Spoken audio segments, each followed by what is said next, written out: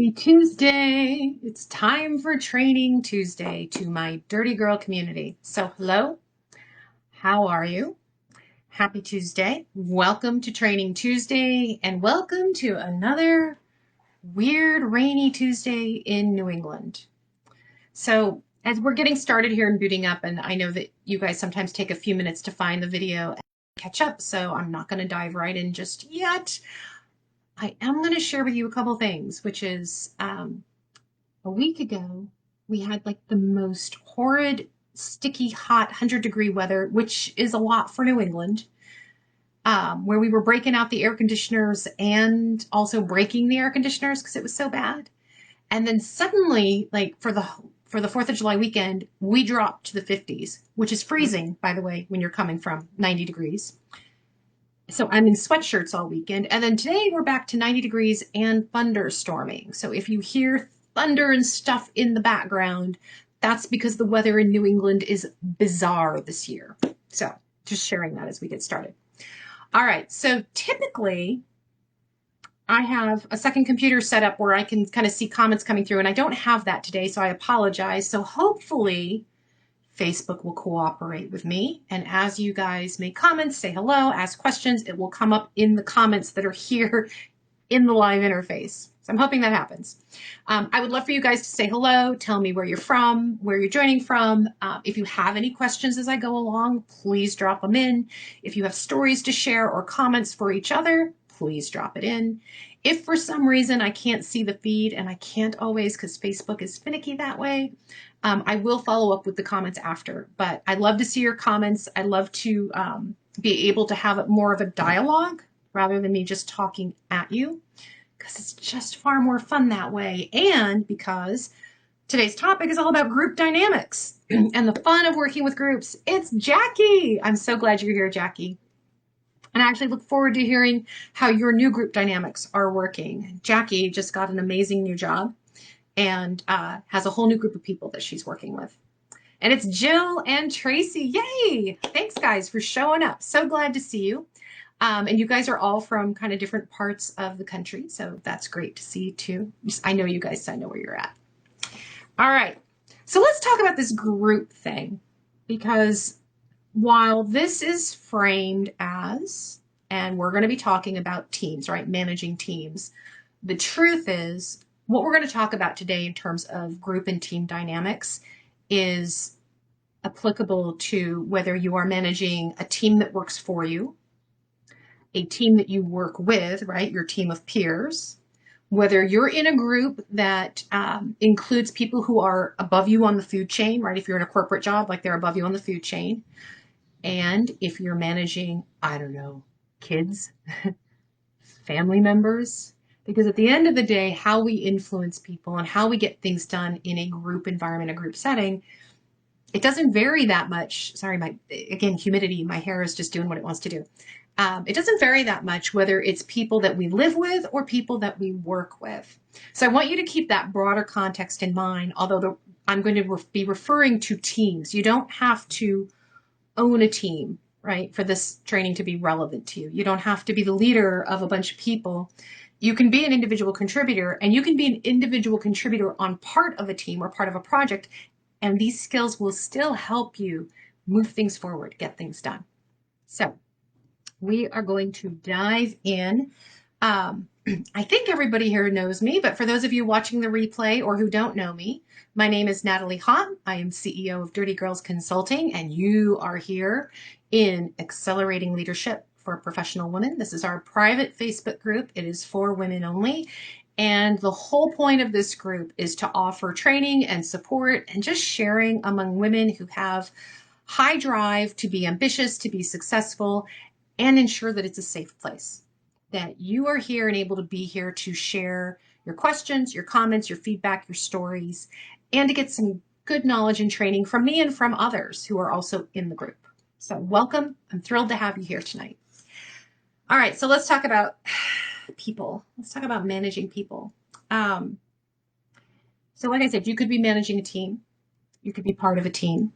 You could be an individual contributor. You could literally just be trying to do your job, but to get things done in your job, You count on other people to do their job. So all this stuff applies. And here's the thing. It's when we rely on other people, right, to get things done. We rely on them to do their job, to do their part, right, to kind of take ownership if we're working on a group project. And so sometimes they don't. And before we dive into what we should do, it's worth our time to think about, why don't they? Why aren't people stepping up to the plate, right? Why aren't these people who have tasks to do, a job to do, obligations, chores, if we're going to talk about kids, why aren't they doing it? Now, one of the reasons, and probably one of the main reasons, typically tends to be they don't actually know what's expected of them. And that's probably the one that makes us all go, really? They don't know how to do their job. They don't know what their job is. But the truth is, we're not always as clear as we think we are on what we're actually expecting other people to do. And that lack of clarity can come from the actual job itself. They don't know what they're supposed to be doing. It can come from them not being entirely clear how to do the job that they're expected to do. It can come from lack of clarity around when the job should get done.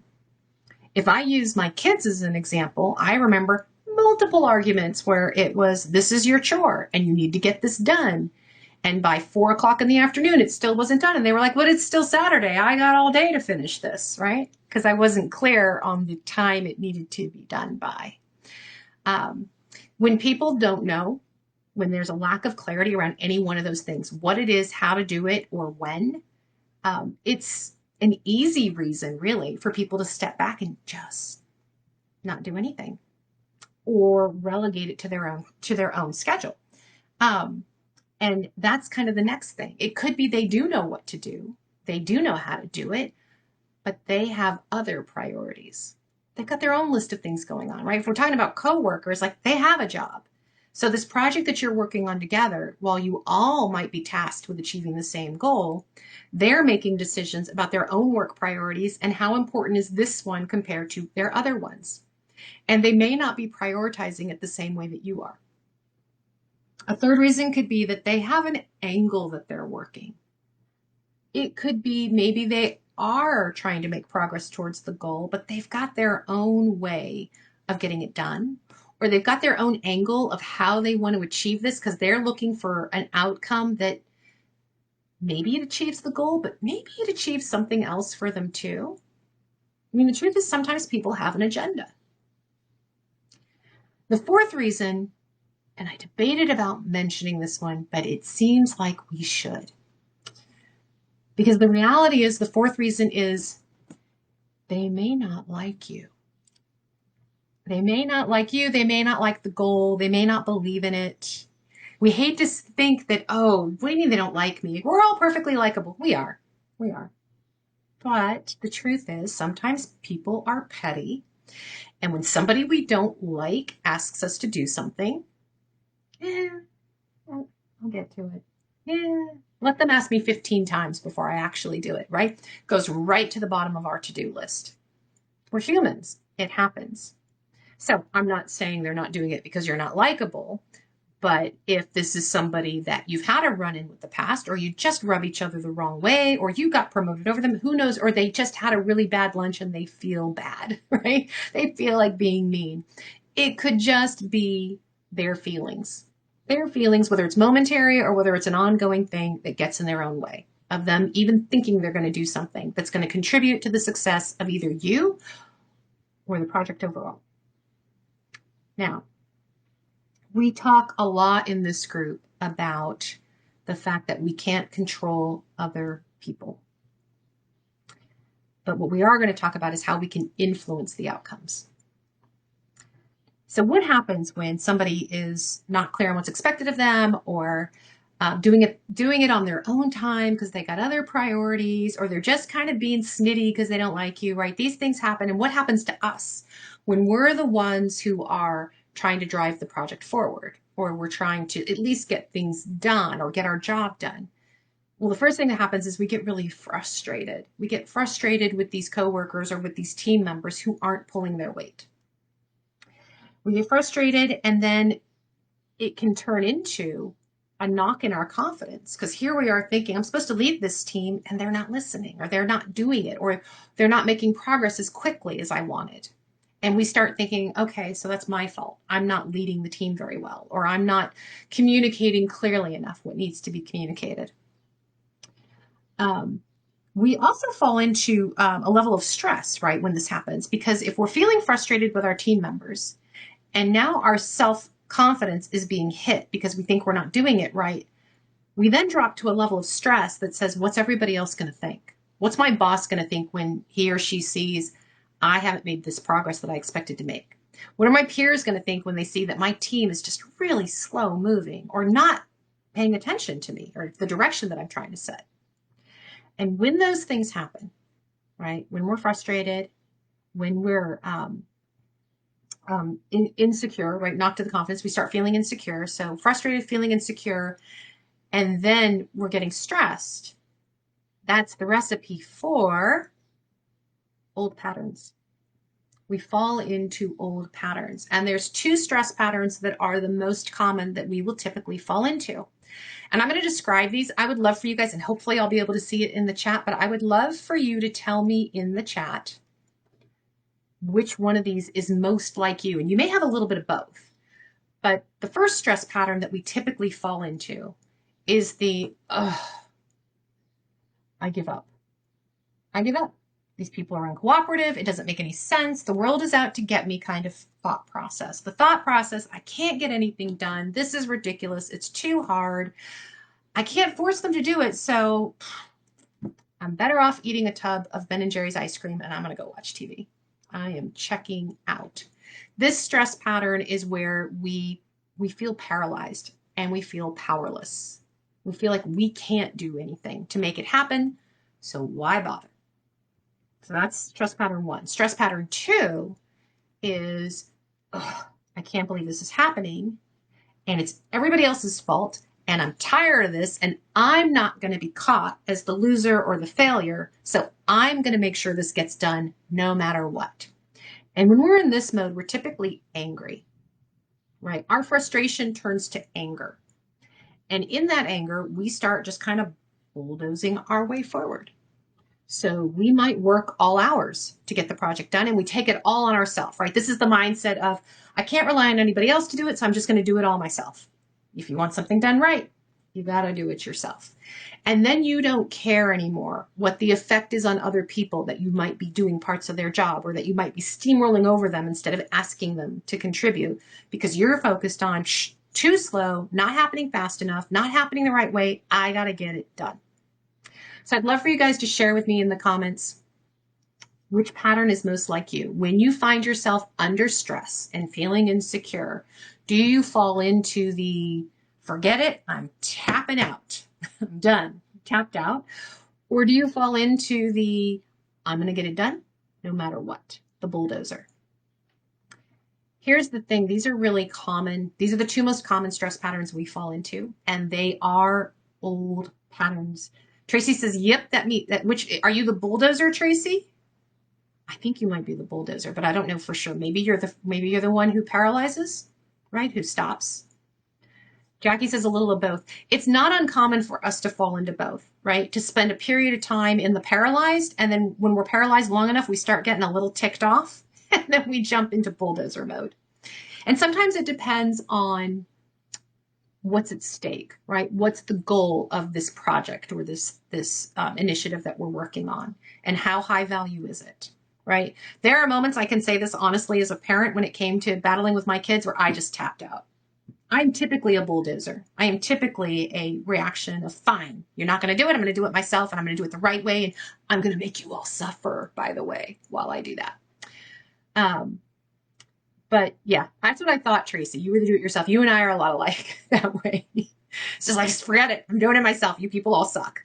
But we can spend a period of time in that first one, in that paralyzed of, I can't believe this is happening. It's not worth it. Or I can't control it. I can't control these people. There's a whole other training we should be doing on these two stress patterns because they are the most common and how we move out of them. The 4 moves I want to talk to you about today will help with that, but it's really focused on how you create this space for other people so that your other teammates don't fall in those patterns also. So we'll have to save that for another training because there's a whole other, I mean, we could go so deep on those 2 patterns alone and how we get there, how it impacts us, and then how we navigate out of it. But for now, just be aware that they exist. And if you're aware that you're in one of those patterns, it's a good moment to take that breath, do a little energy shifting, right? There's different moves you can do, and there's tapping exercise, all kinds of things you can do to just shift your body energy and get out of that moment and start thinking, okay, I have a team to manage. I have a project to do. What's my next best thing?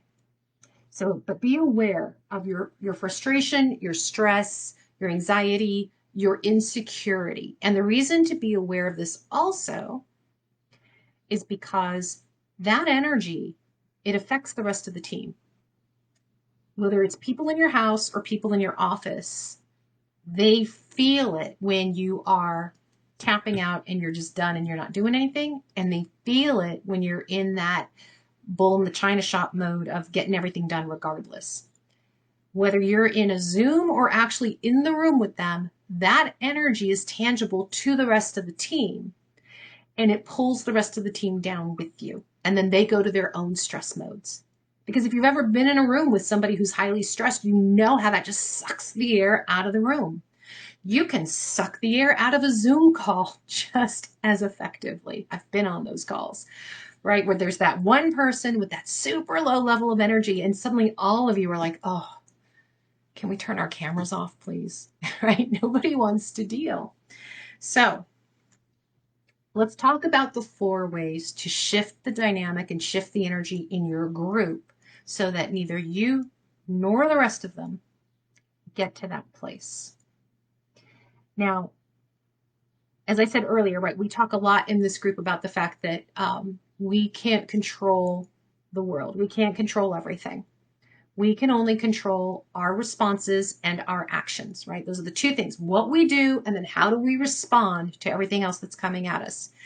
I actually had a great call with a client this weekend, and she started talking about how she felt like she was 95% responsible for what was happening in a work situation. She was 95% responsible for what was going on.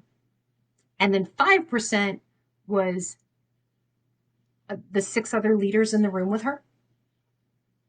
So we had to talk through, like, is it really 95%? Because that's an awful lot of pressure to put on yourself when there's 6 other healthy adults in the room who need to be owning their part too. But that's what we tend to do. We tend to think that if the project isn't moving forward or if people aren't doing what they're supposed to be doing, our first and foremost thought is, I'm doing something wrong. I'm not communicating clearly enough. They're not understanding the goal. They're not understanding why this is so important, right? But we kind of put it on us. And what I want you to do with these 4 steps is start exploring what's going on with them. Because they're half the equation. You only control what you say and do and how you respond. So we're going to use group dynamics, right? We're going to use the opportunity to be a group leader to actually tune into the group. We need to make this about everybody else for a few minutes. So first and foremost, the first thing I want you to do, all right, I said there are 4 moves. The first move in any group dynamic, and again, you can do this whether you're leading your team below you, whether you're leading a team of peers, whether you're leading a mixed group, whether you're not even leading. If you're not even leading, but you're involved in a group, or you're doing your job and you need other people to help, these steps still work. First and foremost, and the first step is create a safe space. You become, and your group becomes, the safe space. And this is the number 1 most critically important thing because, and think about this again, think about your home environment, think about your work environment, both places. It is so critically important to have a safe space. And what that means is that you have a place that encourages a dynamic for everyone to communicate. It's not you being dictator, and it's not you being mouse to somebody else who decides they want to be dictator.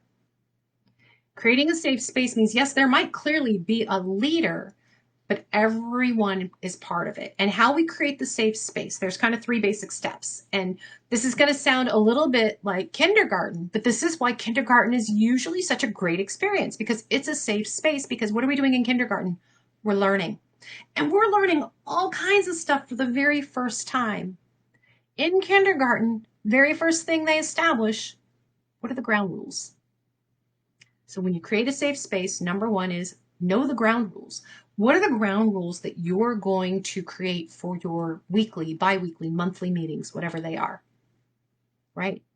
What are the ground rules? What do you expect for civility, actual behavior among the team members? Maybe you have rules around not being interrupted.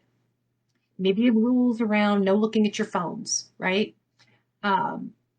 Whatever your expectations are, set the ground rules. And, because this is where we fall down when we set ground rules, communicate them. You have to communicate them clearly. Communicate them in writing before the meeting and reiterate them. Go over them again at the beginning of the meeting. Guys, these are the ground rules. And yeah, you're going to feel like a kindergarten teacher. But amazingly, this works well whether you're 5 or 55. It is lack of clarity that sends most of us into a spiral. Your job as a leader, as somebody who is leading, managing, or even participating on a team, is to help create the clarity and the safe space. Step 3 in the safe space, you have to be willing to enforce the ground rules, which means when you're in the meeting and Steve picks up his phone and he's texting, is you have to be willing to say, you need to put that down, or you need to step out of the meeting because that clearly is more of a priority. We do this with kids. We should be doing this with adults. You enforce the ground rules. And what that says to everyone else in the room is this is a safe space because we've mutually agreed to these rules and we've all agreed to adhere to these rules. It's safe. So that's step number 1, create a safe space. When we feel like we're in a safe space, what happens? We're far more likely to actually engage, to be an active participant, right? We're far more likely to do that because suddenly we're realizing, hey, I've got potentially a place here or a voice here.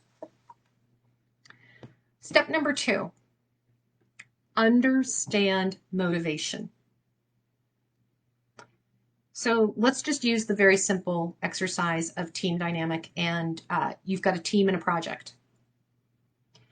What's the goal of the project? What's the motivation for getting that project done? We know the company has a motivation, right? It might be more revenue. It might be, it's usually more revenue to be perfectly honest, but it might be, smoothing out a process and creating more efficiency. It might be increasing employee engagement, right? Whatever the goal is, the company has a goal and a motivation for putting that project on your plate and putting this task force together, and now you're all working on the project. Your job is to figure out, so what's the motivation of everyone else on the team? And you can do this within a week. Talk to everybody on the team. What motivates them? They may not have a direct tie or motivation for this particular goal or project. Well, if they don't, they're going to be a lot less likely to make this a priority. They're not bought into it. They were assigned to it. Right? So part of your job, especially if you are the designated leader, is to understand each team member's motivation. Because if Sarah doesn't have motivation to finish this goal, she's going to be disinterested. She's going to be completely uninspired to do it because in her mind, it has nothing to do with her. But if you understand, okay, Sarah's not motivated by the goal, but Sarah is motivated by getting recognized for doing good work, right? By having an achievement, having other people say, yay, good job. Then you can come up with a way to ensure that Sarah knows that if she does her part, she gets the recognition at the end.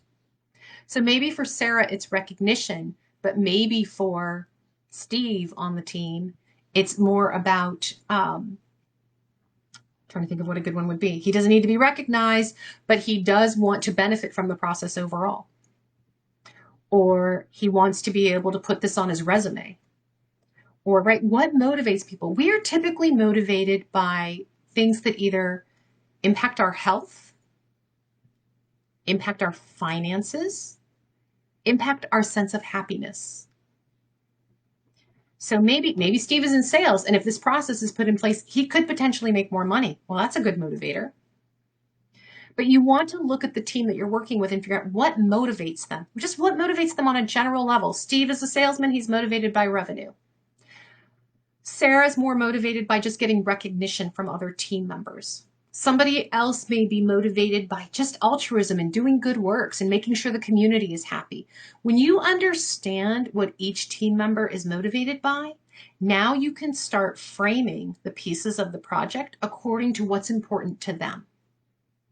So yeah, it's a little bit of extra work to get to know your coworkers, whether it's your team, your peers, even if it's people above you. Understanding what motivates them gives you the tools you need that when you start putting your plan together, which is what we're going to talk about next, when you start putting your plan together, you can frame the tasks in a way that matches their motivations. Some people may very well be motivated by, it's great work for the company, I love doing a good job, yay, I'm all in. But when you have indifferent people, disinterested people, they're motivated by their own thing. So find out what that is. So one was create the safe space. And when you create a safe space, people are much more likely to talk to you. 2, go find out what motivates them. Understand the motivators for each person. Some of your coworkers you're going to know well enough. You don't have to talk to them. You get them. You know what motivates them. Others, you might go have a conversation. It might be specifically about the project where you just ask, what is it about this project you like or you don't like? For you, what would make this project a worthwhile, investment of your time? Or you take a less direct route and you simply ask them, what do you love about your job? What makes you feel like you've done a good job, right? What makes you feel successful? Because if you know what makes them feel successful, then you have the key to what motivates them.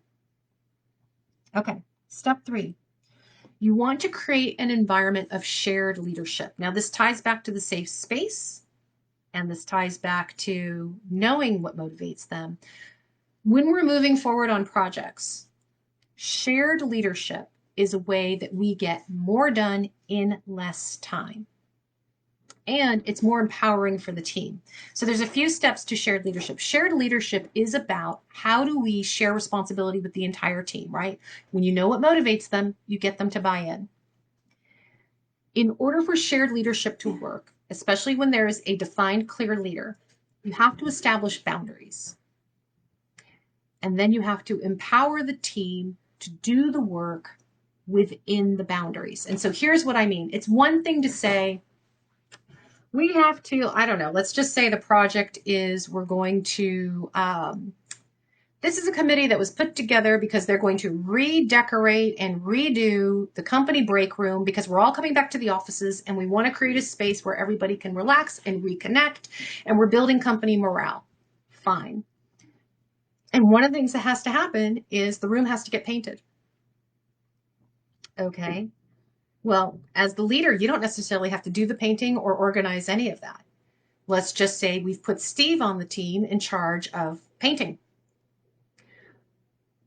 The boundaries that you then provide are, hey, Steve, the painting piece has to get done. Here are the boundaries. It has to be done by this date because nothing else happens in the room until the walls are painted. So here's your deadline. And it has to happen within this budget. And maybe there are parameters around the paint colors, but maybe there's not. Here's the deal. Once Steve has the deadline and those parameters, right, has to get done within this budget or has to get done with this set of colors, you let him go do it. Steve is empowered then to go figure out how he's going to get the walls painted in that time and with that particular palette. That's up to him. As team leader, it is not your job to supervise him on who he contracts with or who he hires or whether he brings his kids in on a weekend to do it. It is not your job to nitpick the details of how he executes because that's where he gets autonomy. That's where he's sharing in the leadership by saying, yeah, I've got the goal for what I have to do. Now I have the freedom to go make it happen as long as I'm playing within these boundaries. So give them the boundaries around the decisions they get to make and execute, but then give them the freedom to go execute it. And here's the deal, leaders. You don't get to second guess them. There's no coming back with, geez, Steve, are you sure you want to do it that way? Maybe you should, because the minute you say that, you've completely taken their autonomy away and you've disempowered them. If you want a team of people who are motivated, inspired, and invested, shared leadership. Give them a piece of the pie to own. Just make sure they know what are the parameters of the pie. Part of what will make this easier too is having an iterative process. So that, let's just say Steve's got a deadline of 3 weeks to get it done. You might meet with him in a week and say, hey, what have you figured out so far? And let him tell you what he's figured out. And if he has questions or he has concerns about his approach, he can share that then, but you aren't dictating to him what to do or how to do it. And then the following week, what's the progress? That's still holding him accountable. That's still giving you chances to have input and make changes, but he still owns it. So shared leadership. The fourth step, and I know we're at 30 minutes, guys. We're going to run a little bit over tonight, so I apologize for that. There was a lot in this one, and I feel like it's really important. Managing teams is not easy, and we all do it in some area of our life, right? We all do it, whether it's with our kids, our family members, our team members at work, even if we're the individual contributor. We have coworkers whose jobs impact ours. Same tools apply. Okay, so we have create a safe space. We have understanding motivations. We have create shared leadership in the project. And the fourth one is short-term goals. You have to establish a plan. There has to be a plan. When we're not working with a plan, we're not actually getting things done. When we don't have a plan and a schedule, what do? I tell you what we do. We scroll through Facebook for like 45 minutes and then go, oh my God, where'd the afternoon go? If we don't have a schedule and a plan, we are so easily shiny red ball distracted. So you need a plan, because a plan has clear timing, clear goals, and accountability in it. And a plan then allows for flexibility, for pivoting, and for you to make intentional decisions. Because now with the plan, you can choose to move a deadline, but you're choosing to move it instead of it getting away from you. Intentional decisions are a huge part of leadership. So you've got to know your plan. So here's the thing with any project that is, say, a longer term project or initiative. And let's just say it's your team and it's your annual goals, right? Most teams in corporations have annual targets they have to hit, right? MBOs or something like that they have to achieve. Well, on a quarterly or biannual basis, figure out, what your milestones are. And then every 30 days, you should have a plan to hit that goal, right? To get you closer to that goal. You should have monthly milestones. So for your 30-day plan, what's the task that has to get done?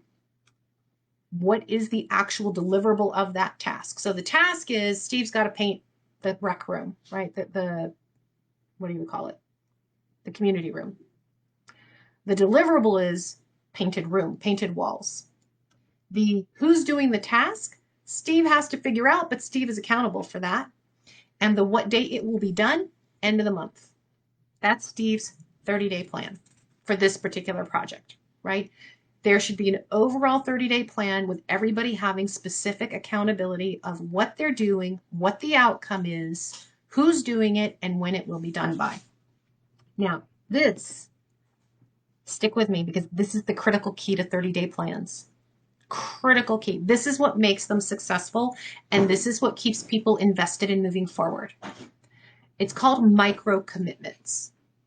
Okay? Micro commitments are when you create a commitment that is too small, right? It is too small to refuse for somebody to say no to, but when it's combined with other people's micro commitments, you've made progress. So a micro commitment is basically saying to your team, I want you to commit 1 hour a month on this project. I want you to tell me which hour every month, you're going to commit to sitting down and focusing on what you need to do next for this project.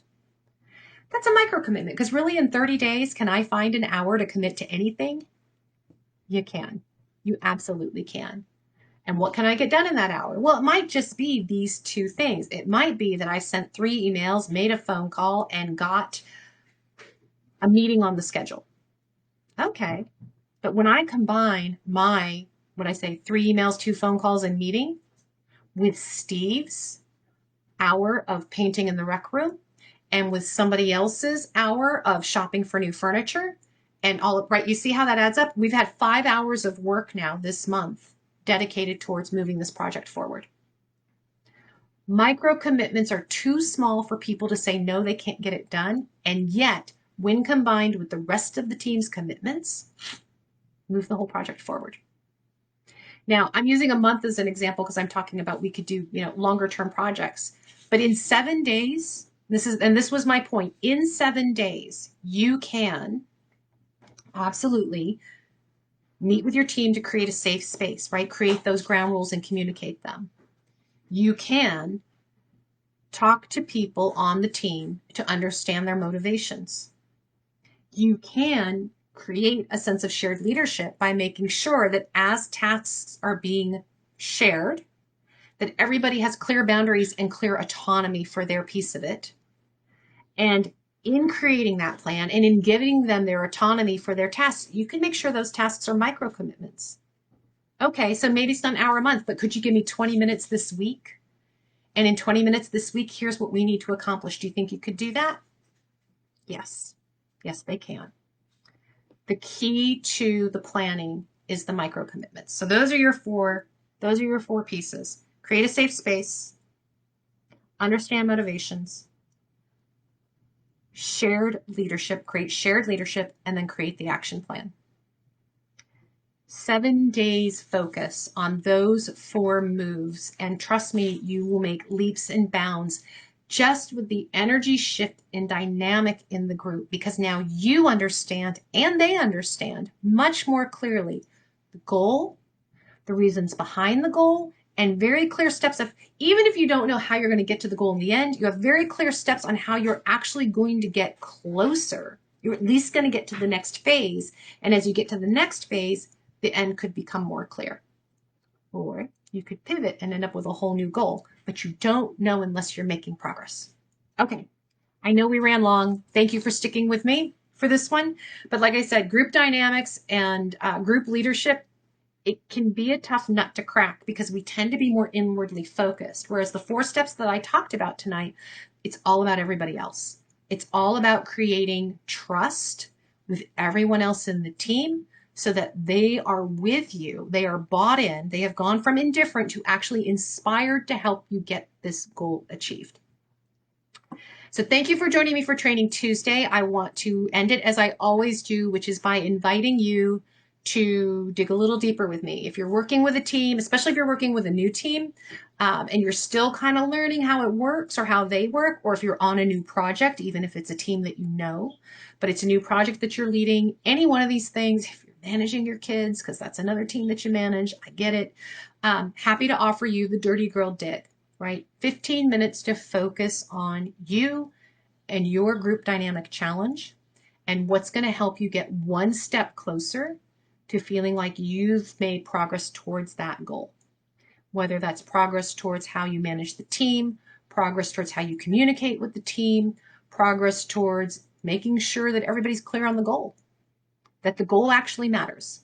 Drop the word dig in the chat and I will reach out to you to schedule that. It's free. It's a sales-free zone because it's 15 minutes focused on you, the challenge that you're facing today, and making sure that we get you that one step closer.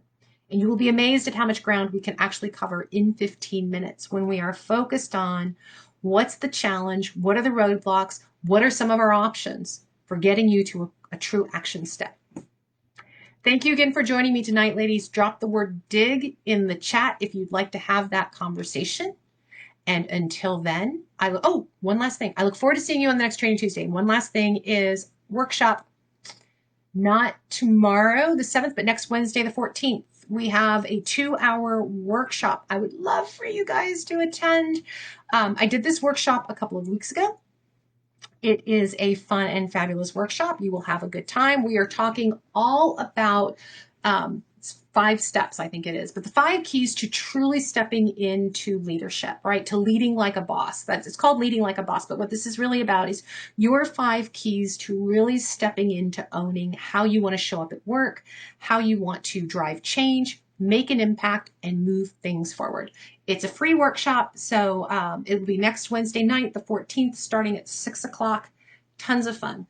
All right. Thanks, ladies. Have a fabulous Tuesday.